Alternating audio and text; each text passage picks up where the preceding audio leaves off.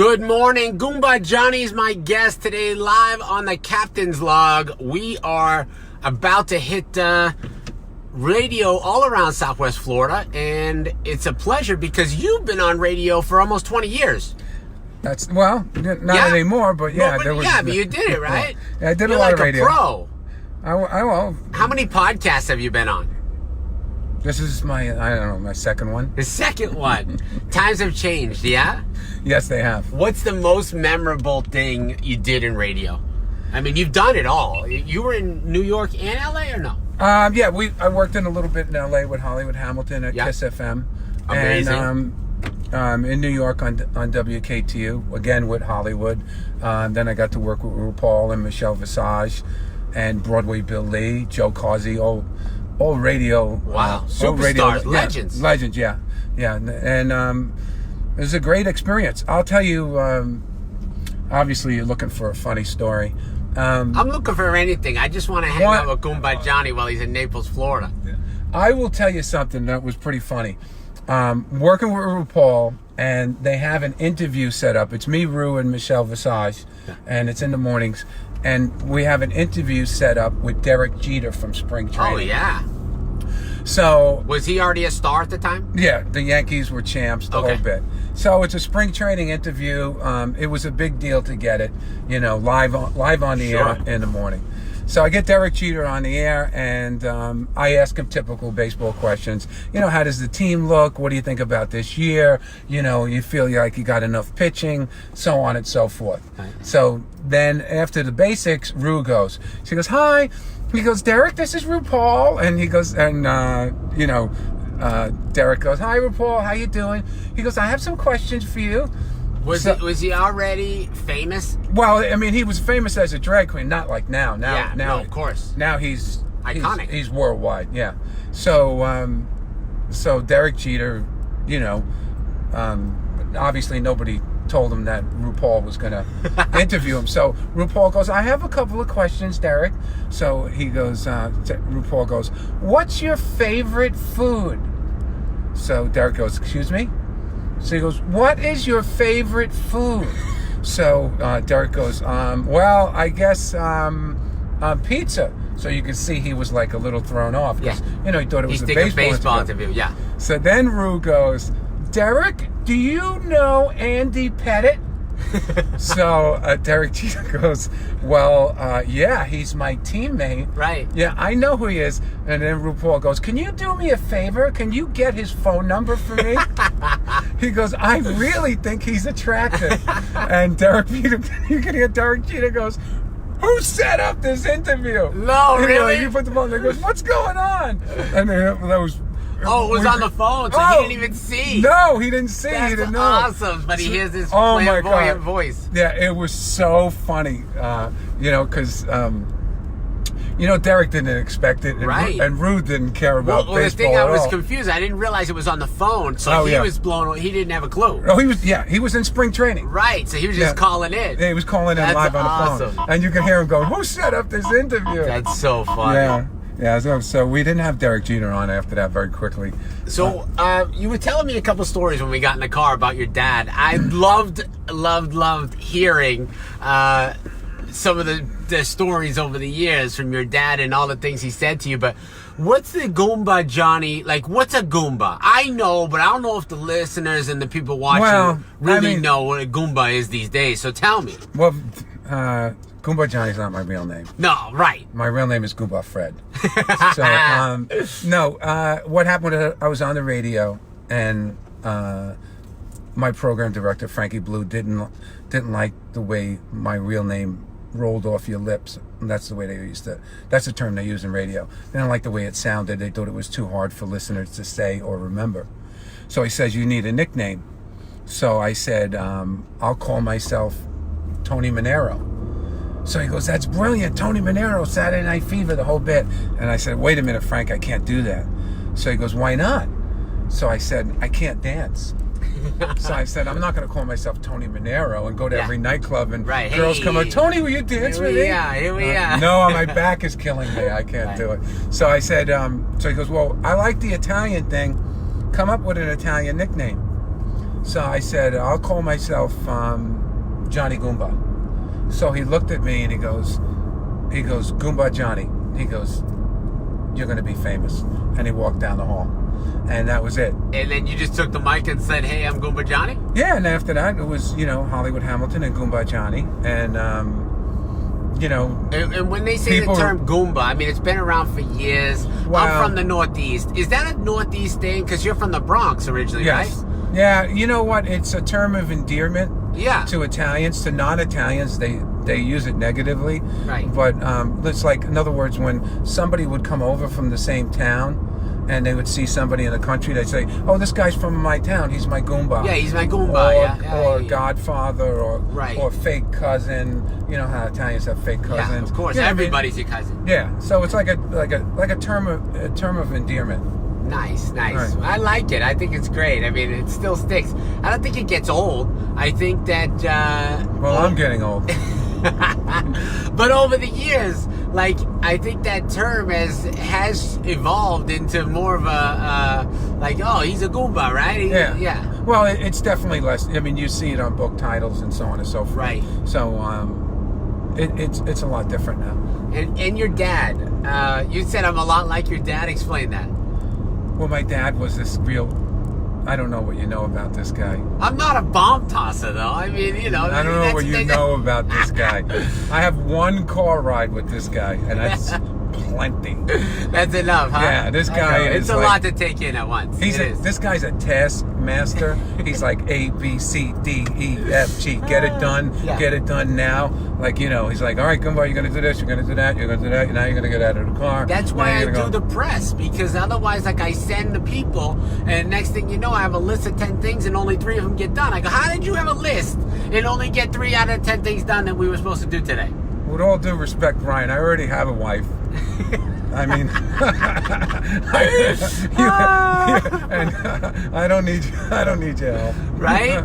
Right. Oh my gosh. So, my dad was a New York City Bronx detective for 27 years. Worked at Fort Apache, and he was tough. He was a sergeant in the Army, and he was a really, really tough guy. And but he was a nice guy. I mean, he was a great guy. He had a good sense. He was the type of guy that was funny, but never told a joke. Right, he didn't try. No, he never sat down and told a joke. But if you heard him talk for 5 minutes, you would be laughing. Is this a real person? Do people actually talk are they like this? doing this stuff that he's talking about? Yeah. Oh my God. Yeah. So it was kind of those weird. are the best to be around, though. That's always entertaining. Yeah, and like I tell people stories like I was telling you. My father used to watch Kojak. You remember this? Yeah. There was an old detective show called Kojak. Kojak, yeah. Right? And it was very, very popular. And my father loved it. He goes, wow, this got a real feel to it. Because he wasn't really crazy on cop shows. So he goes, I love Kojak. So he used to, his gun used to be in a holster, and he used to put it on, it would be on the end table. And I said, why do you have your gun out? And he goes, I'm watching Kojak in case Kojak needs help. He was going to jump in. He was going to help him out. How do you grow up normal when you're in a house like that? Oh, you know my what God, I mean? it's so funny. So, we had a lot of laughs. My father had a good sense of humor. And like any other cop, he was a tremendous storyteller, Yeah, of course. They have stories. I mean, nobody in the Bronx, nobody tells stories like cops. Unbelievable. You know what I mean? I mean, when a cop tells you a story, it's like you could graphically see it in your mind. It's like a movie. Yeah. Yeah, because they're trained to write that down, when they have to describe a scene and so on and so forth. So they're very vivid in their stories. And my father did not disappoint in that. Goomba Johnny's going to be at Off the Hook Comedy Club. He's on the Captain's Log podcast right now with me. He's my guest. And there's one show tonight, 7:30 at Off the Hook Comedy. Get tickets off the hook. 6:45. Oh, 6:45. It's for the early birds. What do you want me to tell you? Guy doesn't even know. I don't know nothing. Doesn't even know what time the show is at his club. I do the marketing. You'd think I could remember the time of the damn show. Nothing. I got nothing for this guy. What's with the captain BS? I'm a captain. I'm a Coast Guard captain. It's a real thing. Oh, yeah. Yeah, look, Julie's watching us in Australia right now. I don't think Ursula says she loves our vocabulary lesson. I don't think Julie's coming tonight. Julie, can you make it, please? I'd like to see you tonight at the show. Yeah. You got about 7 hours to get there. Hurry up. Get on it. So you really are a captain, huh? I'm a captain, yeah. You can ask me a couple questions if you like. I usually give my guests the opportunity on the captain's log to ask questions to the captain if they're interested. All right, well, Captain, what was the longest you've ever been out at sea? Longest I've ever been out at sea. Okay. I would say, honestly, probably only about 15, 16 hours, other than on cruise ships. But I only did. What kind of captain are you? I wasn't like a merchant marine where I was crossing the oceans. I was taking paid customers, charter boats around basically for day trips. And you need a captain's license to do that. Of course, yeah. You have to be a U.S. Coast Guard certified captain to do all that. How hard is that to get a captain's license? I'll tell you right now, I wouldn't be able to do it. I did it about a week out of college. And I went back and I did it right away because I was in the college mode. If I tried right now, I have trouble signing checks and writing my name. I do everything so electronic. And the whole test is all about using instruments, right? Yeah. No GPS, no navigation that we have today. Oh, I didn't even think of that. It's all old school stuff and calculated, and it's crazy. Now, do you do comedy? No, I do nothing. Very good. I don't. Because I'm not a you're not funny. Thank you. Thank you for that. I I try to go off my good looks. I know. I try. That's what I work with. That's all I got. What do you want me to tell you? I met his girlfriend. She's a saint. Oh my God! Now everybody's got to talk about my girlfriend. No, she's a saint. Good day, guys. Oh yeah, that's the same thing. I think it's not scrolling up because I'm not paying attention. But anyway, so tell me, how'd you get into comedy? Because it's not like everybody aspires as a kid to be a comedian. I did not. You didn't? No. Although I mean, people in high school might describe me as one of the class clowns. That I get that a lot. They typically always say something to that effect that, I was always told I was funny or whatever. And then you bring it to the stage. But how did you go from being funny and charmingly good looking to being a comedian? I was managing a comedy club, and one day the host didn't show up, and I was forced to host. And I went up on stage, to start the show. And I remember I told a joke, and nobody laughed, and I was sweating. Wait, did you tell a joke that you wrote, or just you tried to just do something funny? I tried to do something funny, make like a clever observation. And it didn't do shit. Yeah, and it was dead silence. And I remember, you people out there that are not comics, just so you know, when you're bombing, you sweat like a faucet comes on. Right. And you sweat from places that you didn't know you had sweat glands. I could feel sweat running down my ears. A lot of people get that from public talking, speaking, right? So So that times 10, because the people are just making sure that they paid to see you. Yeah, I'm sweating, and some guy came in. He was late, and he sat in the front, and he took off his jacket, and he had a tank top on with tattoos, and like he was a real Joe Dirt. Yeah. And I started talking to him, and I got some really big laughs, and I kind of got out of it. But that was my first taste of it, and it was very addictive. I said, I wouldn't mind doing this, and then my first aspirations was like, I only want to host. Right. You know what I mean? And how old were you at the time when you started? Oh, I was probably 30. You'd already had an adult life. You were adulting at the time. I had adult life. Yeah, and So you were late into the game. I was very late into the game, and I will say this. I remember, all comedians will probably agree with me, the first 5 minutes are the hardest to write.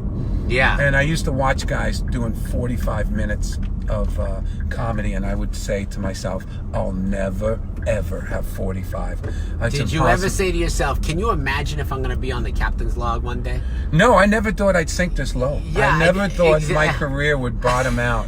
Where I would be in a car. Thank you, I appreciate that. I would be in a car with the captain of the USS Minnow. I was just waiting for you to say this. Like, I was just dying for you to tell me that was your big goal. Like, you wanted to know when you hit it big. No, I did. I got nothing out of him. Nothing. No, I will say this.